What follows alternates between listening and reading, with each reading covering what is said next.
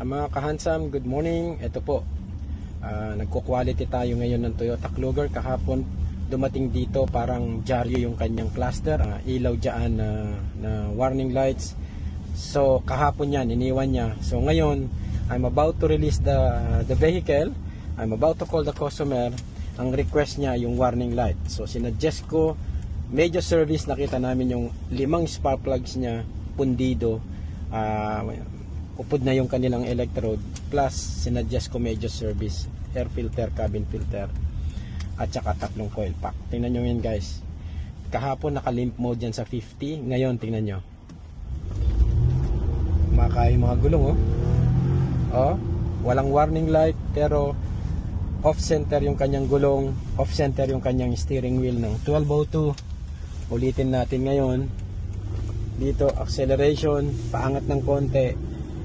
Yan, ganito yung mga testing natin. Tapos bitawan mo yung manibela niya kung walang paling, pero naka 1201 o 1202. So ibibigay ko ng libre ito sa customer. Total toe in toe out lang naman yan. I-align ko na para sa kanya. Yan yung tinatawag na customer delight. Ayan guys. Okay, ayan Pero pag ito pumaling, isasuggest ko sa kanya mag wheel alignment kami.